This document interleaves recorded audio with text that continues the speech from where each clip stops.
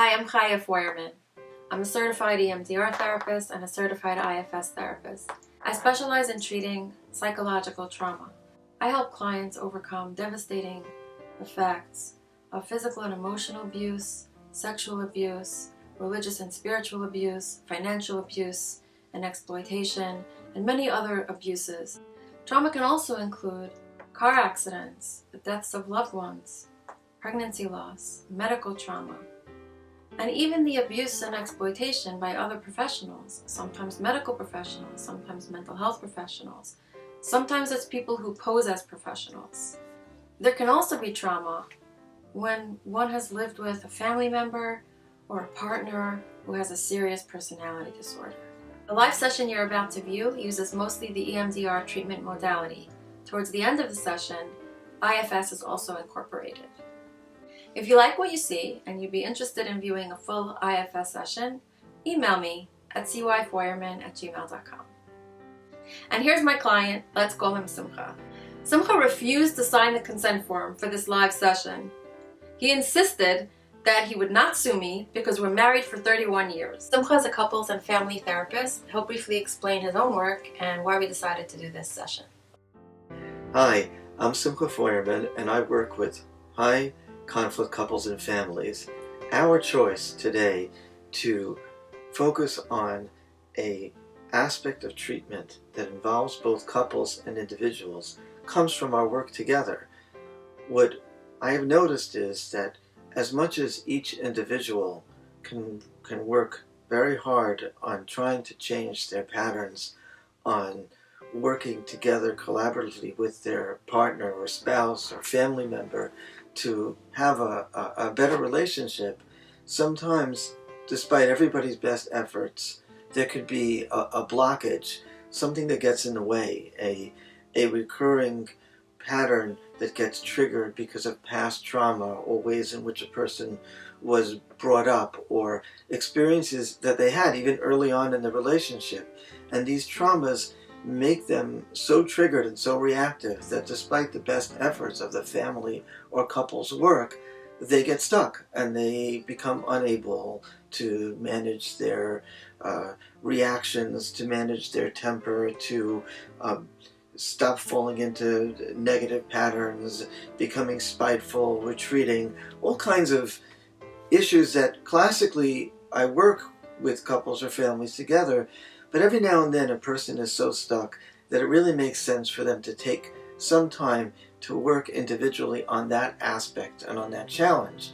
And because trauma, in big ways and in small ways, can truly affect a person's ability to be flexible and to grow, trauma treatment modalities, especially ones like IFS and EMDR that are targeted, are a great way to work on that. So Chaya and I thought it would be a great idea for us to give an example of how an issue that affects a relationship can be then pulled out and worked on individually in a focused way, even in one session, and help free a person up so that they could go back and do the important couples and family work. We did not plan or rehearse this session. It is completely natural and unscripted. It's spontaneous, and neither of us knew in advance what would come up or how it would be addressed. This is an example of what a real therapy session looks like.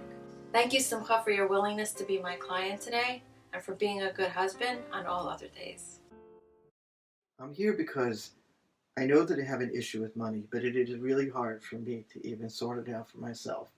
I know on the one hand that I get like crazy and panicky and overreactive, and it took me a long time to face that. And I know at other times, like, it's, money's real and it's important to worry about money. But, I do respect my wife's opinion, and she said that there's definitely something about, the way I grew up and the way I felt about money, that I overreact at times and make everybody in the family uncomfortable, her and the children. And, I'm willing to work on it. I'm willing to try to figure out, like, what needs to be done. So that's what I'm here for.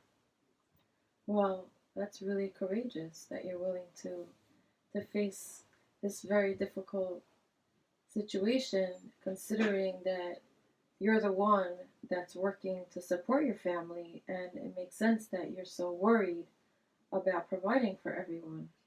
So the fact that you're willing to look at this and respecting your wife's concerns is really just very brave. Well, I appreciate that, but actually, even this time, it's costing so much money. So let's get down to the point because it's so hard for me, to do. And you don't, you don't have to be so sympathetic. It's, I get it. Okay, so when you think about this problem with money, what's the negative belief about yourself that comes to mind? Negative belief about myself. I don't have any negative beliefs about myself. I think everybody else has a problem with the money. I wish people would be, and my family would be more careful.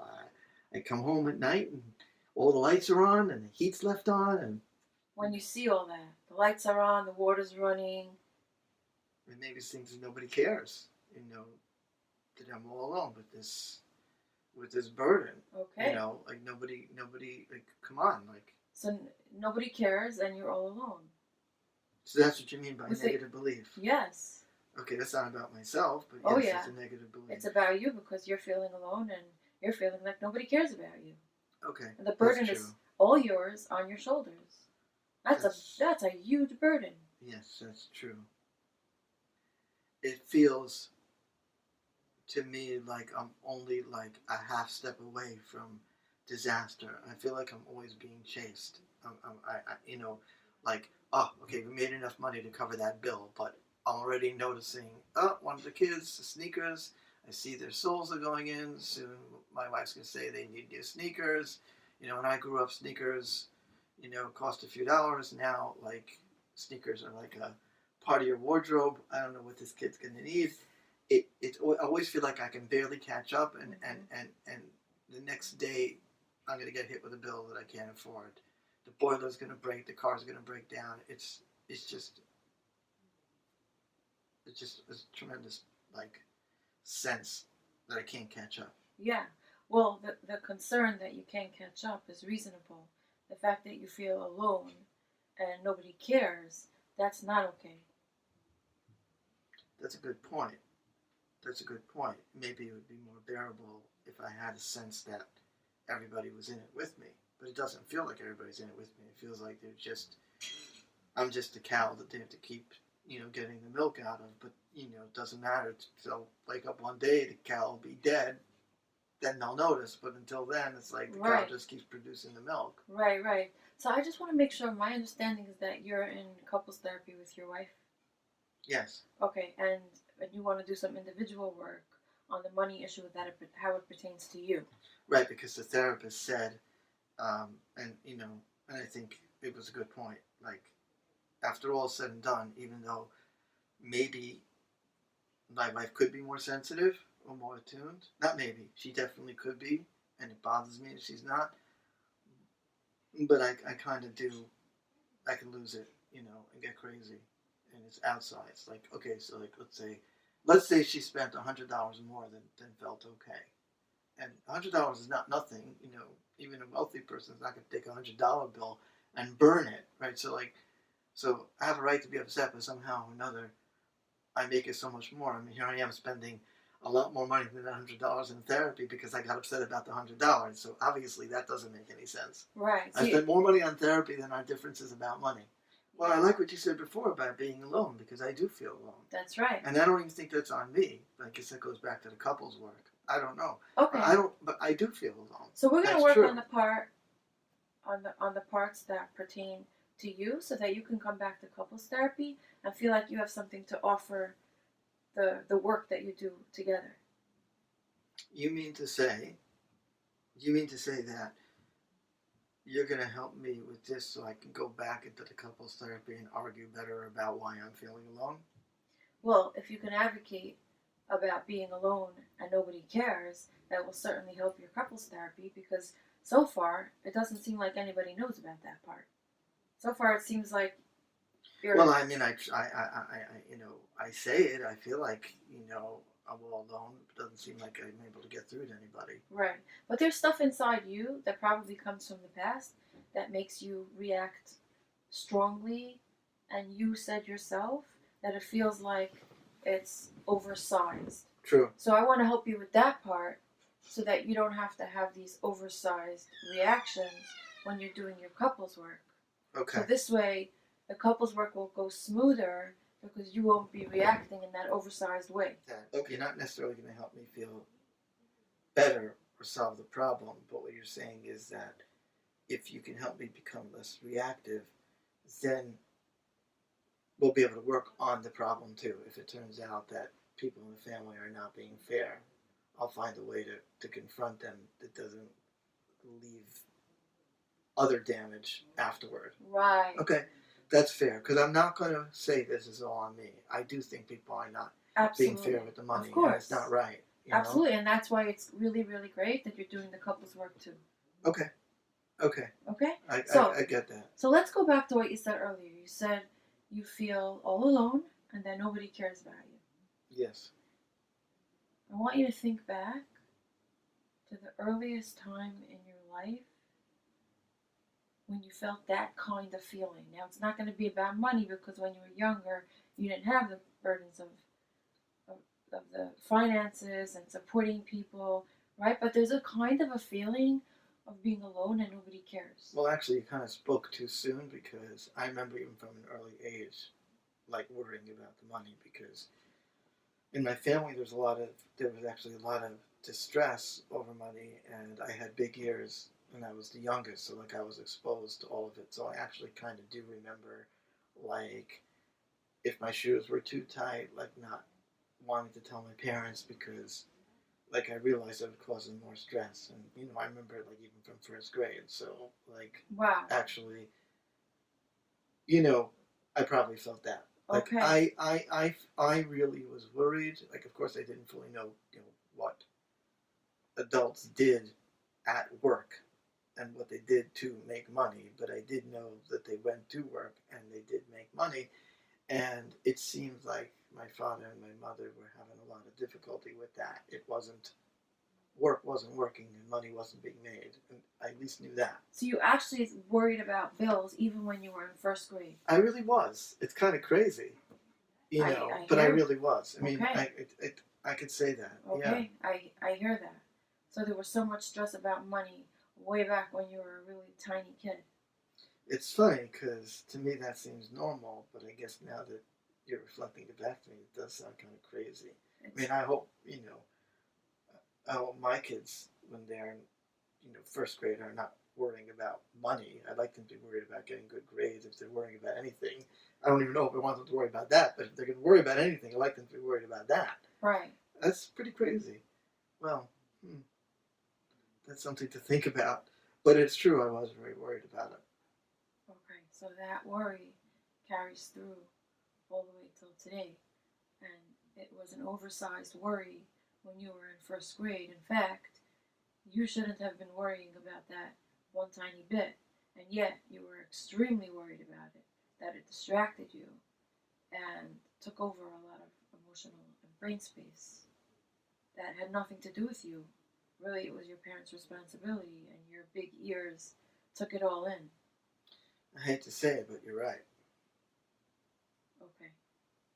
So when you think about that in first grade, your sneakers, not being able to, feeling like you can't tell your parents that they're too tight, how disturbing does it feel to you, 0 to 10? 10 is the most distress that you could imagine. 8. Okay. And what would be the positive belief that you would like to have about yourself when you think about money?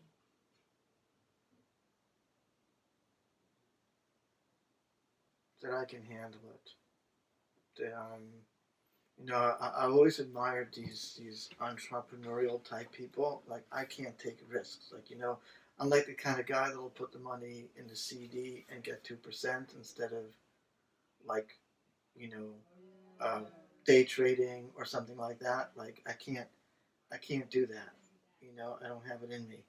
And I know that, like, the people that really make money, like, they take big risks. Some of them maybe take stupid risks, okay, but I also know that there's risk, and I can't do that. Like, I remember just what it took to be able to deal with the mortgage. Like, it's only because I had no choice. Like, right? Because no normal person can actually save up enough money to buy a house in cash. But if it was possible, I would have. Like, I hate debt. Like, I saved up until I could buy a car. You know, that's just weird. Even people that make 5 times the amount of money as me, you know, don't save up to buy a car. Everybody finances a car, but it was such a big step for me to do it. The point is that I know there are people, they just don't worry about money. They're just, like, so cool with it. They just assume that they'll figure out a way, you know? So, like, I wish I could be like those people that could, like, yeah, so maybe, you know, maybe this investment will lose money. That's okay. I'll just try again and make money the next time. Like, for me, that would be like a disaster. Like, I would not be able to recover from losing, you know, money. I can't take any risks. And so, you know, I end up always worrying about it. So, yeah, like, the positive opposite would be, like, money's going to come. Somehow I'll figure it out. This way, that way, another way. You know, you know, super entrepreneur, you know, cool under pressure, So, you know, risk taker. So the positive belief is I can handle it, I can take risks, I can figure it out. Exactly. Okay. Which is totally not what I feel. Right. I wish I felt that way. Right. I feel the opposite. So I'm going to ask you about another scale. It goes from 1 to 7. 1 is completely false, and 7 is completely true. In this moment, when you think about this positive belief that you just described, how true does it feel to you right now? 1 to 7. 1 is completely false, and 7 is completely true. 2. Okay, so barely true. Right. A little bit. Like, I Right. know, I know, obviously, I never missed a bill. I never not had enough money. But part of it is because I feel so chased. Right. So I'll do whatever it takes. Right. I'll drive an Uber. It doesn't matter.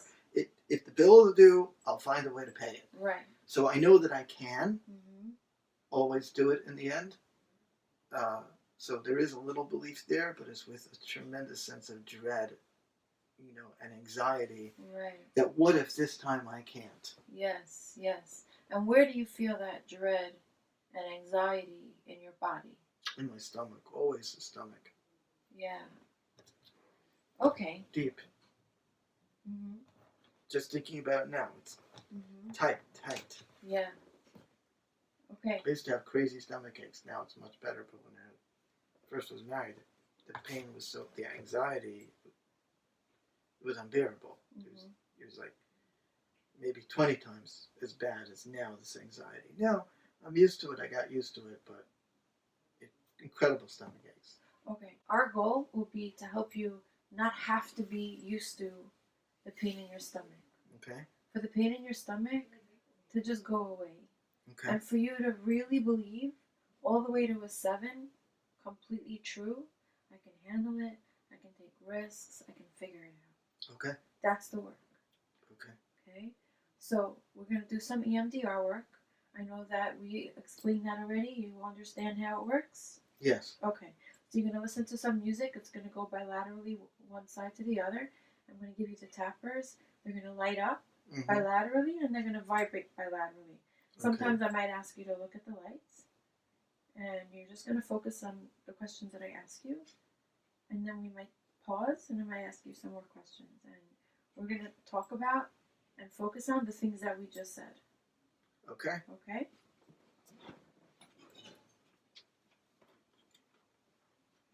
So you put these on the way they're comfortable.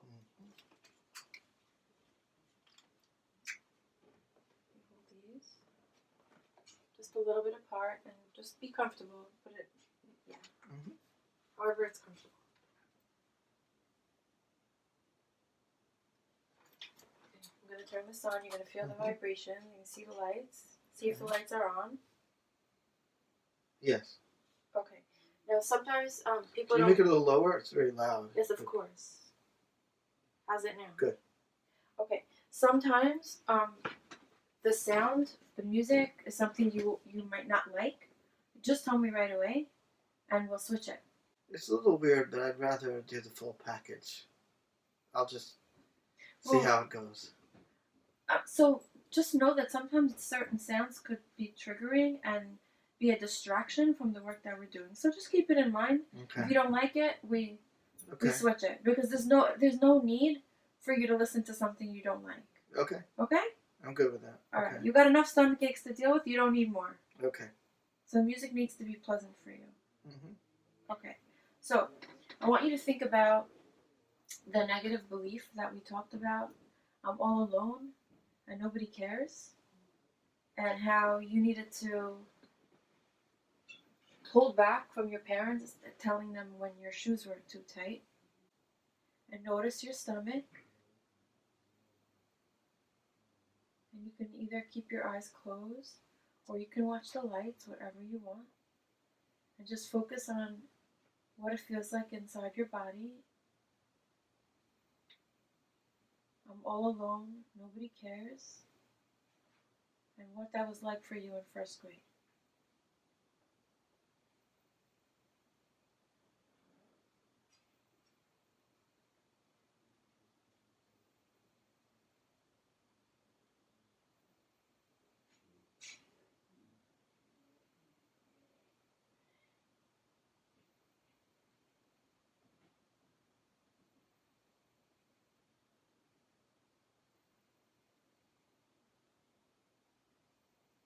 Okay, take a deep breath.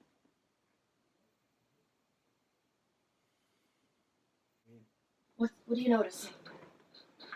My stomach hurts. Okay. And what's the thought that goes along with that? That we're not getting anywhere. Okay. Can you say more about that? Yeah, I don't feel like anything different. Okay.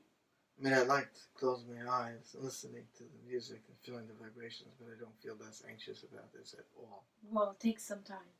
Are you able to focus on what it was like to be in first grade and worrying about money?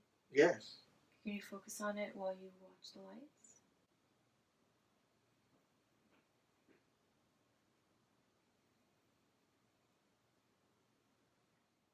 What's happening? What thoughts are coming? What feelings are coming? What memories are coming? It's just... Maybe there's other incidents that happened. I'm just, just really feeling pretty bummed out about, like, how alone and how difficult this thing is. Yeah. Just there's always that way. Yeah. I'll say that it is so hard because, maybe I just want to succeed at this. I don't know. I do feel maybe a little lightening of the tension, but there's also a lot of tension. Well, but maybe it felt a little bit lighter. I don't know. Well, we're not gonna fix this in 5 minutes.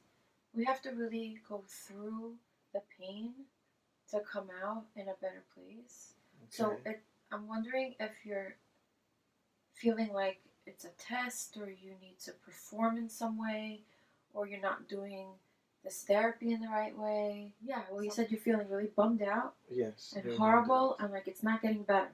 And I was thinking about, a lot, like how much even today. It's ridiculous. I don't think anybody else in the family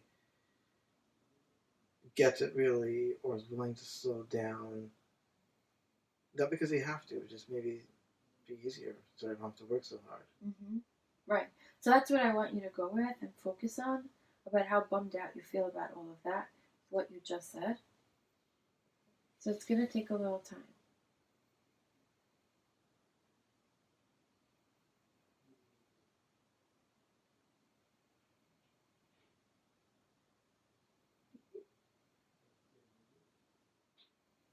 So what do you notice now? I kind of ran out of thoughts. Okay. And what's happening with your stomach?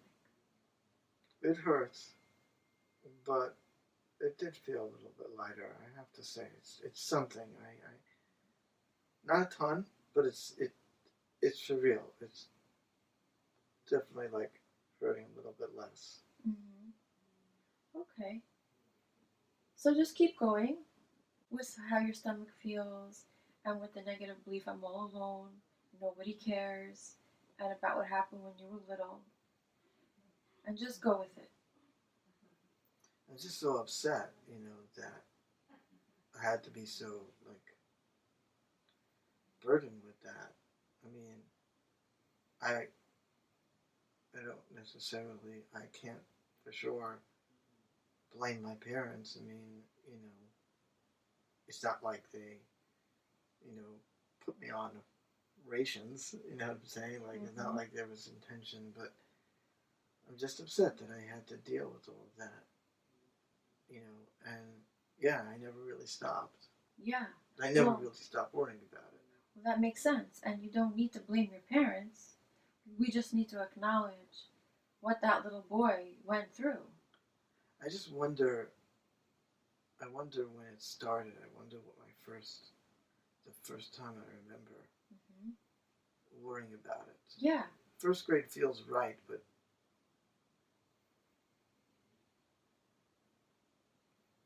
I'm trying to remember, like, money itself. You know,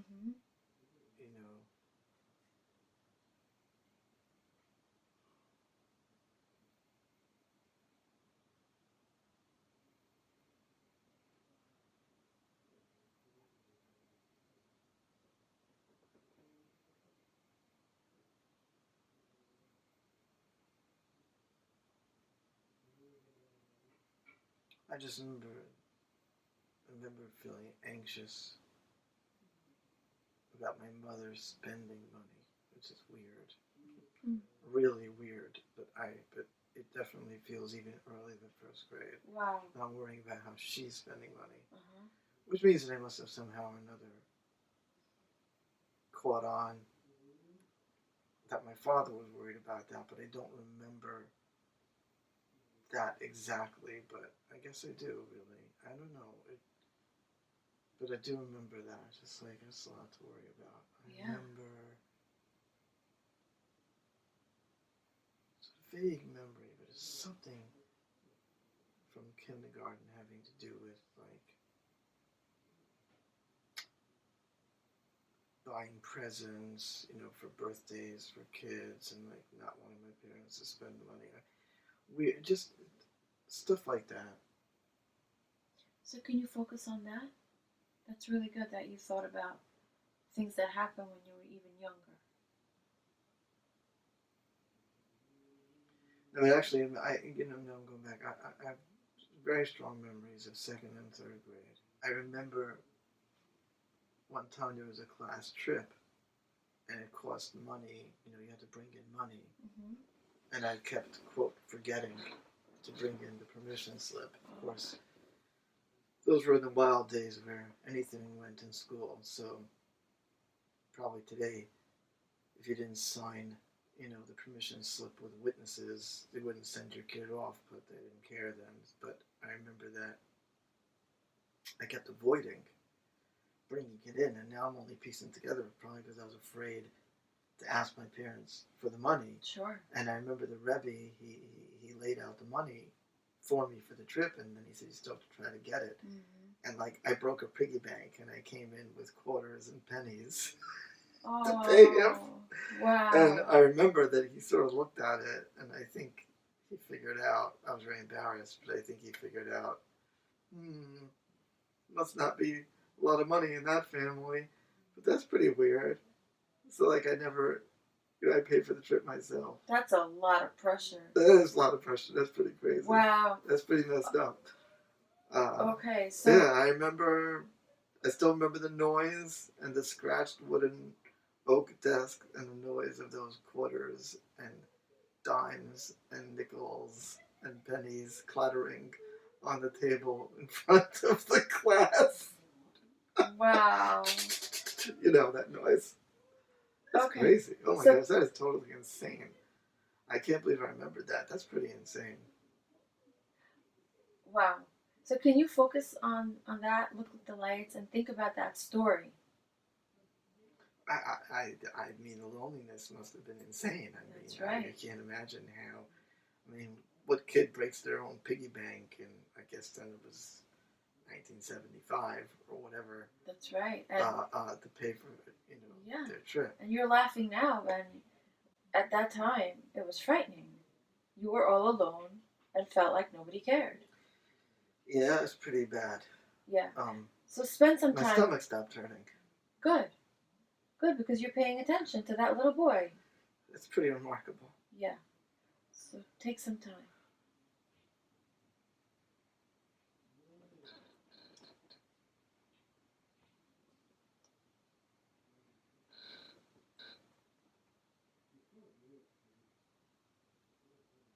Yeah, it was pretty alone. Wow. I really, really was alone. That's insane.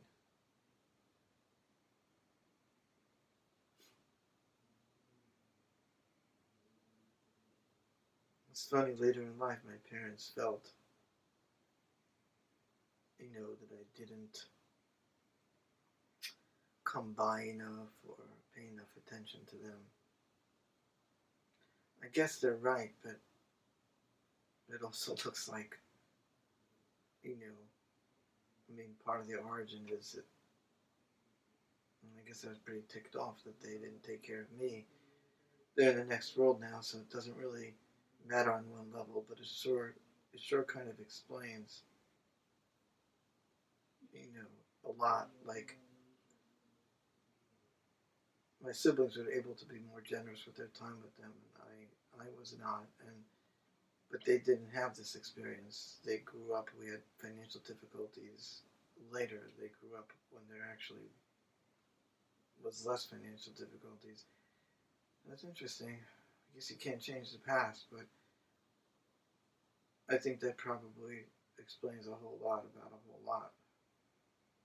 I think the most important thing you can do is to pay attention to that little boy, the loneliness, how it felt like nobody cared, and you had to take care of money, like money for school, for a trip, all by yourself, to open a piggy bank and get pennies, nickels, and dimes. Yeah. All by yourself. So that little boy needs your attention now. Can you do that? Well, validate him. Go and help him not feel so alone. Let him know that you do care.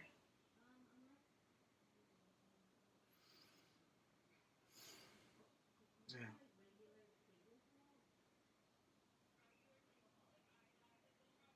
Can you ask him what else he might want to tell you about that time?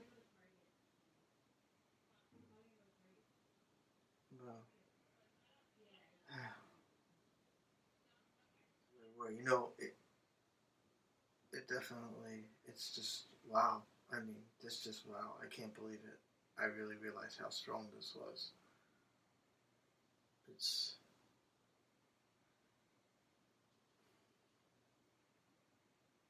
yeah, I really was alone. How unusual, and how much it affects things.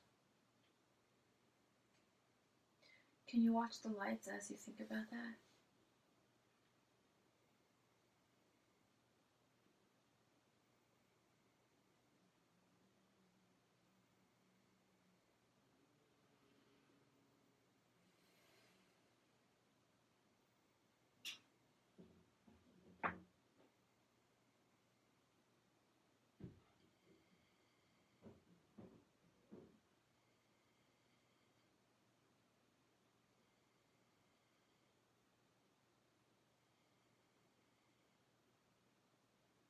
What do you notice now?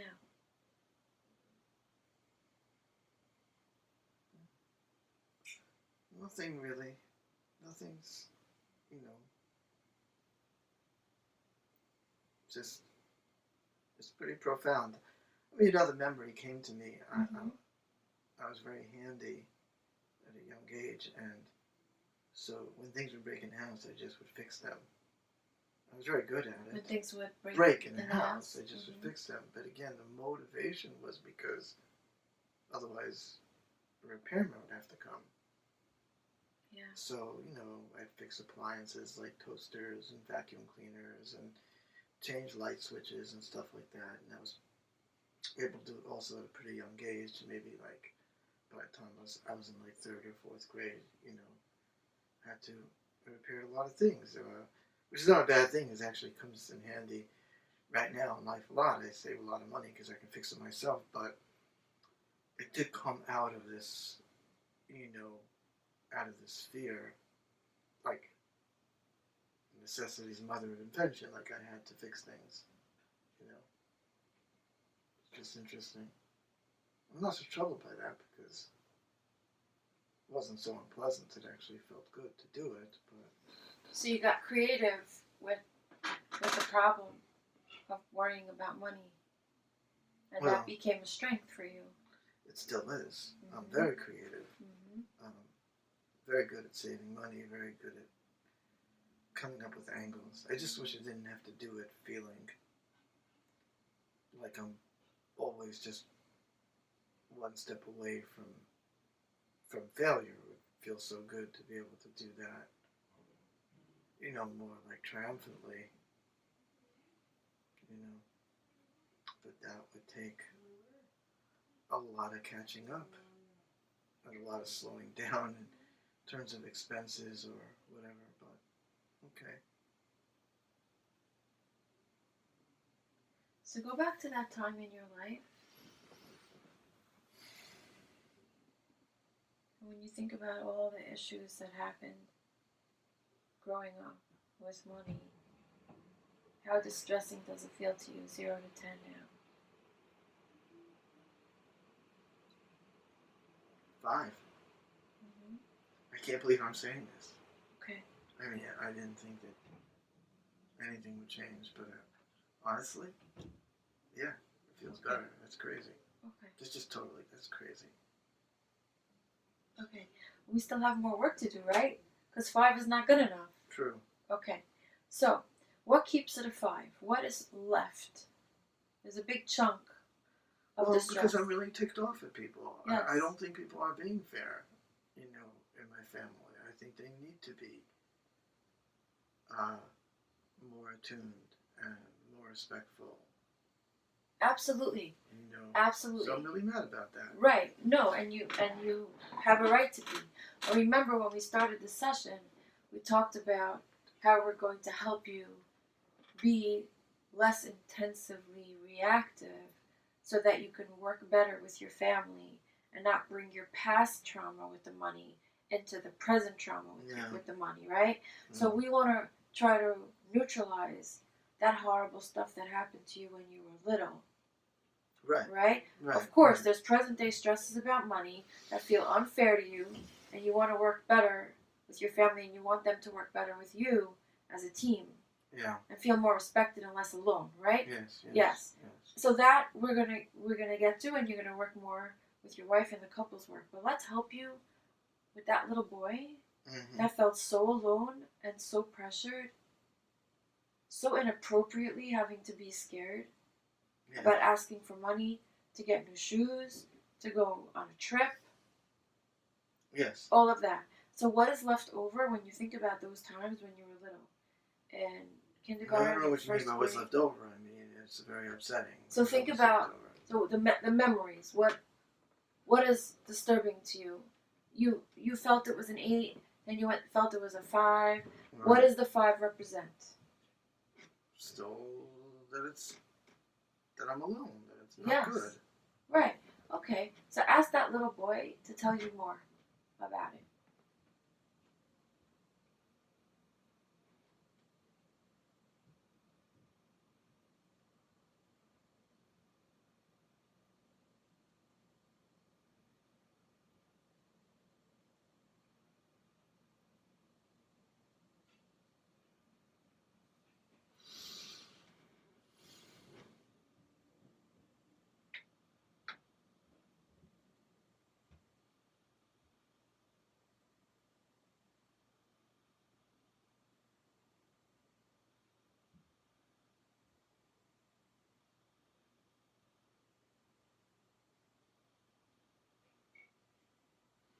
So what am I supposed to tell you now?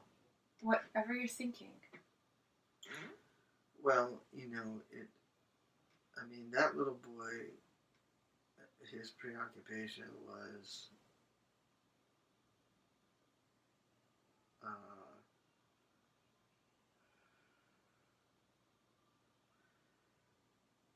you know, there are different losses because of my family's financial distress. I had to change schools, you know,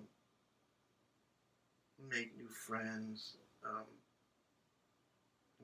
new school had a different style, different level of you know, religion, different curriculum. Yeah, he was pretty preoccupied with trying to adopt and adapt to that.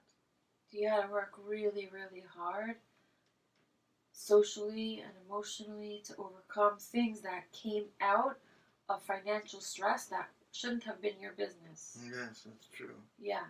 So can you let that little boy who had to change schools, can you let him know that now he's not alone, that you understand what he went through? Yeah. Does he hear you? I don't know.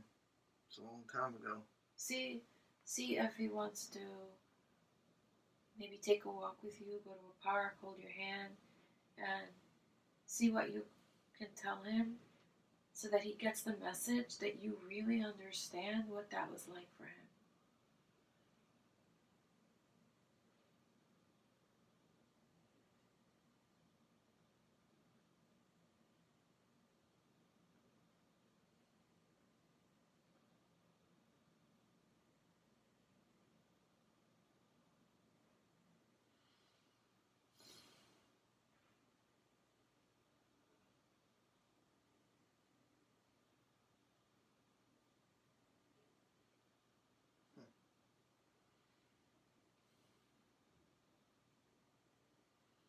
Interesting memory came to me.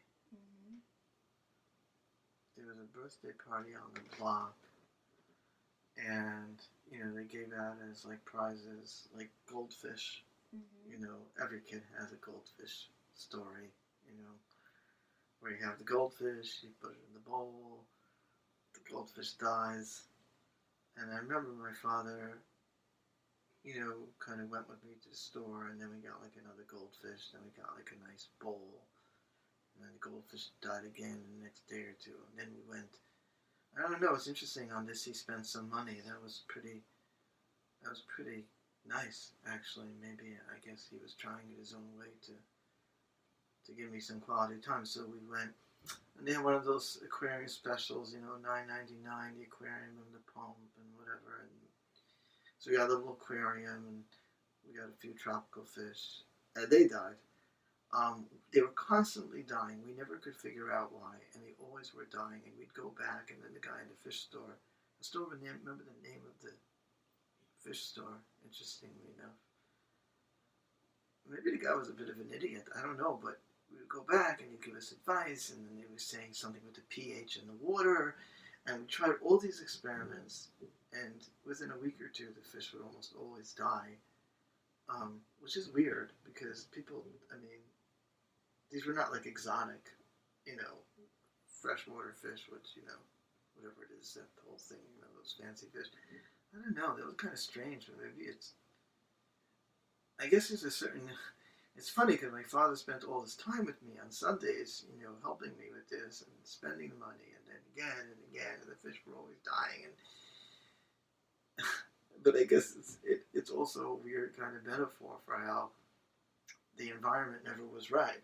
Like the fish were dying and I was dying. Like my parents, they were inept. I mean, it's funny because they obviously weren't inept, but here you couldn't even figure out how to keep a bunch of fish alive. I mean, I'm sorry, it's not that hard to keep fish alive. There's something weird about that. It's like people that can't, you know, grow a plant, which by the way my parents never could do either, which says something, doesn't it?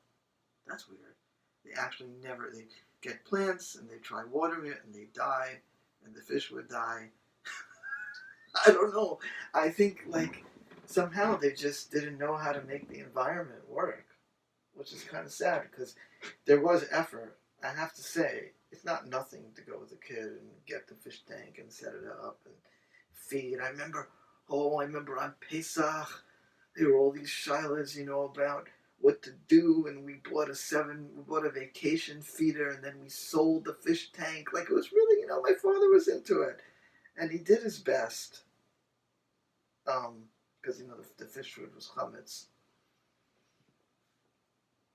It's interesting, but the fish always died. And the plants always died. What the heck was going on in this house and nobody knew how to take care of anything? I mean, I guess What they do you didn't know how make to of take that? care. I don't know. I guess they just were preoccupied or inept. That despite a certain will, that they had to try to take care of the fish, me, or the plants. I think all of us were withering and dying, which is pretty pathetic. So what does that make you feel about yourself? Well, I didn't wither and die. That's the good news.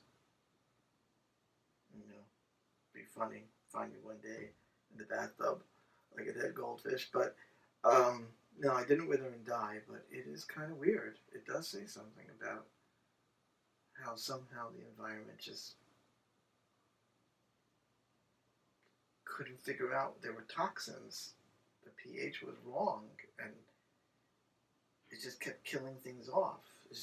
The environment just didn't work. That's just so weird. My bedroom always was way too cold. The heat didn't work in my bedroom. It's just still stuff. Well, yeah. Anyway. So what does that say about you? What does that make you believe about yourself? I could look at it both ways. I was very alone, but somehow I made it. I could also say my father kept trying,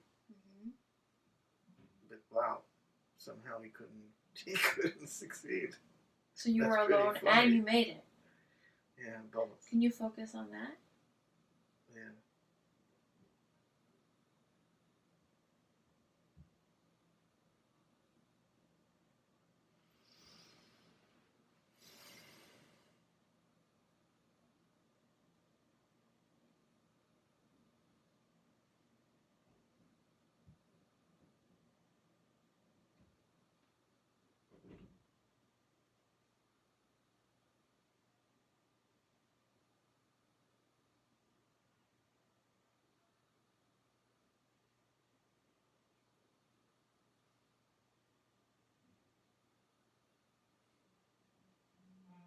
And what's there now?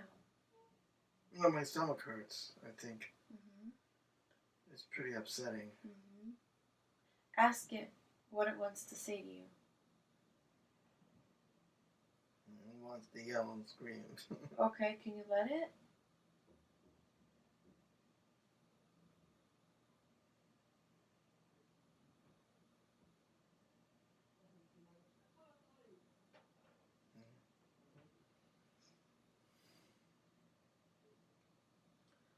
I don't want to be alone anymore. I'm so tired of this.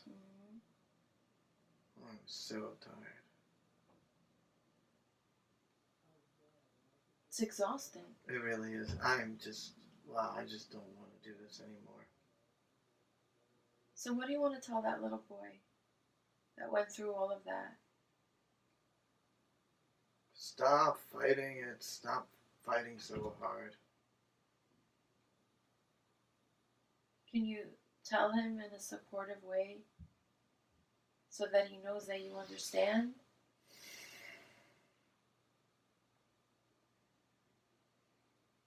Maybe instead of stop, you don't have to. Maybe something like, it's okay. I'm going to take care of it. I can handle it. But I can't. Oh, okay. So remember the positive belief that you said you wanted to have? Mm-hmm. I can handle it. I can take risks. Yes. Right. So you don't believe that all the way yet. But can you let the little boy know that you're working towards that?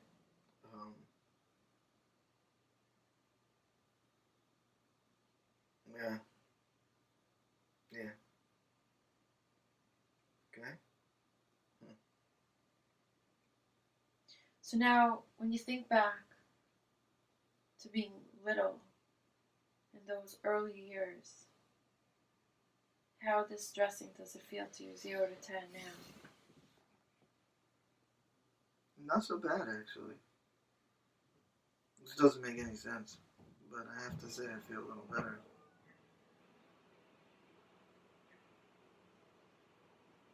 I don't know. I don't even know. if I even feel. I don't even know if I feel bad at all. That's crazy. Well, 0 to 10, what does it feel like? 0 is neutral. 2. Okay. 2, 1. Okay.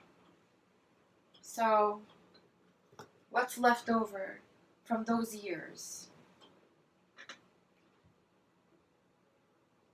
What makes it a 1 or a 2? What makes it a 1 or a 2? Yeah.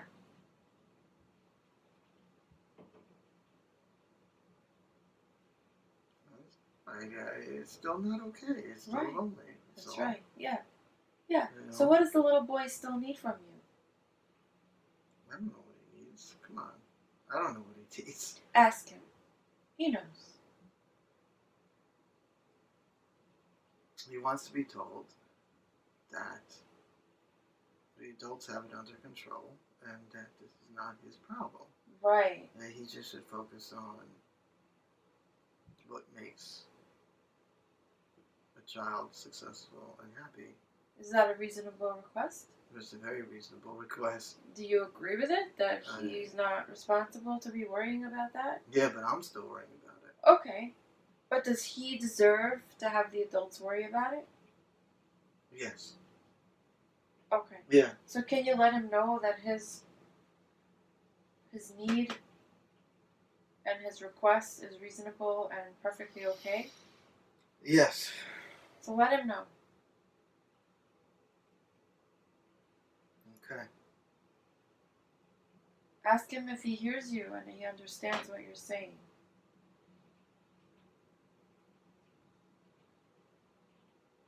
Well, he hears me, but he doesn't really feel like the adults can be trusted to handle this. Okay.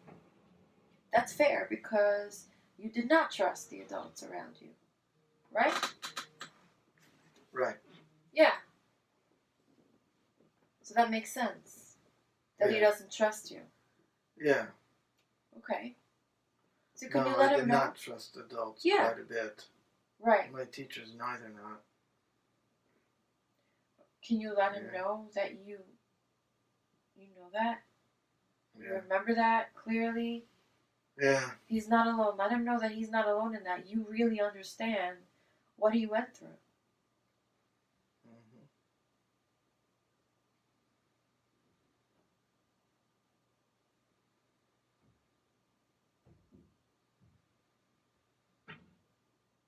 What is he thinking? How is he responding to what you're saying?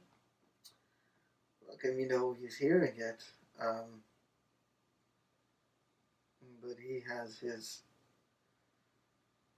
challenges and I have mine. It's like, it's all fine and good that I get it. I get it that he had to go through all that, but he is, going through all that. That's what that's what his life is like. Yeah. Ask him if he would like to unburden that pressure about money that really belongs to the adults.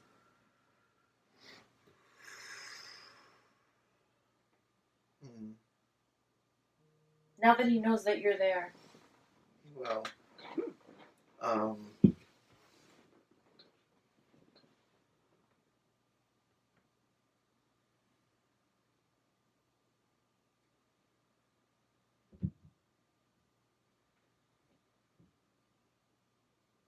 it doesn't feel very trusting.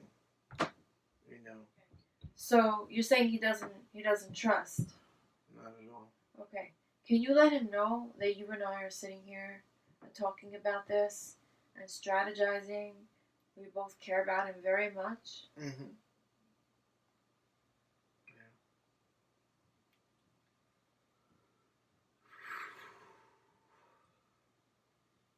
Can you also let him know that you have a couples therapist and an adult wife, and all of us adults are going to brainstorm and we're all going to figure it out together. That we're a good team. Yeah. Yeah. Can you let him know? Yeah. So see if he could trust that, well, the problem is not yet solved. All of us adults are going to figure it out. Like you said, I can handle it, I can take risks, I'll figure it out. Right. So all of us together, you, me, the couples therapist, your wife, we're all going to figure it out. Okay. Let him know. And ask him if he would like to unburden that job of worrying about money. What do you mean by unburden? He doesn't have to carry that with him anymore. He doesn't have to be scared to ask for new shoes. He doesn't have to be scared to ask for money for a school trip. I think he could do that. Yeah. Okay. So ask him if he would like to unburden this pressure about money to the wind, the light, the earth, water, or anything else.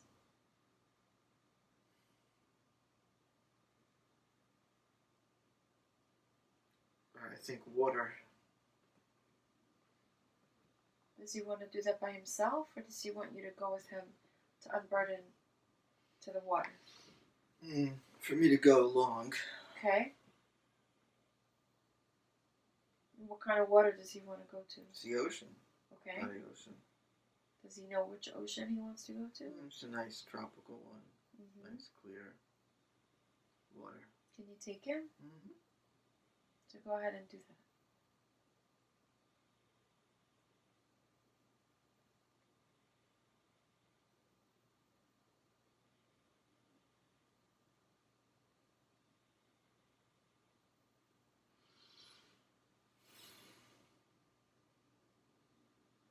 Was he able to unburden to the water? Yeah. Okay. Ask him what he wants to do now with his time, instead of worrying about money. How does he want to be a kid? We'll just go and play some games or draw or something. Is that cool with you? Yeah. So tell him to go ahead and do whatever it is he wants to do. Mm-hmm. Yeah. So what's he doing now? He's doing his thing. Okay. So when you think about it now, all the things that happened when you were little about money, how disturbing does it feel to you 0 to 10 now? Well, it's funny because, I don't know, like in some ways, it only feels like a 1, but my stomach's hurting a lot. Okay. Or maybe I'm just hungry. I don't know. Okay. Well, has it been a long time since you've eaten? It's true, it has been. Does your stomach hurt sometimes when you haven't eaten? Yeah. But I think this is still about the worry. Okay. So ask your stomach what else is happening that it's worried about. What's it want you to know? Well, there's so many things that would take up another 5 sessions. Okay. So tell your stomach that you will pay attention to all the things and you will take care of it with as many sessions as it needs. Okay. Are you willing to do that? I'm willing to do that. So yeah, let your there's stomach no know. plot. Okay. So let your Okay. stomach know that you will be there for it to address all the things it's worrying about. Okay. Does it believe you? I think so. Yeah. Okay. So go back to that little boy and the money and feeling alone and nobody cares and see if there's any disturbance left. 0 to 10, what does it feel like now?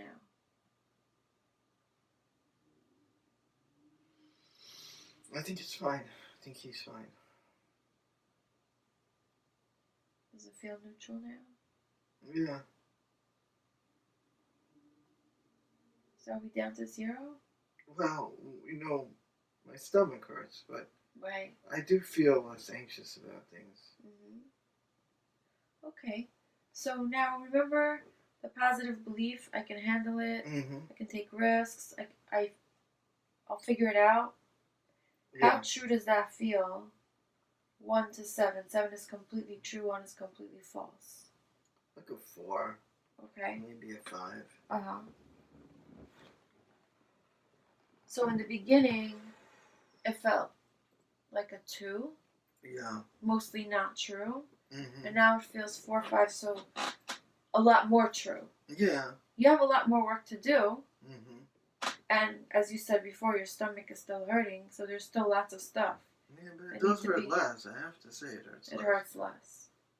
You've interacted with that little boy who was in so much pain and felt so alone, and now he feels understood, Mm-hmm. and he's able to just play and not worry about money. Yeah. Yeah? So what was this experience like for you? It was a little surprising how much came up, how much I remembered, how in some ways, like, the stomach ache just magically got better, even though now it's pretty strong again, but there's something going on here. It's affecting something. I'm glad that we're doing this, you know. I could see what might happen if we tried more of it. Okay. So we can do that. And how would you feel about sharing what you learned in this session with your wife? No, I could definitely try to do that. I'm just so exhausted now. This is really hard work. Yes, it is hard work. I mean, it's really exhausting. So let's stop now, okay?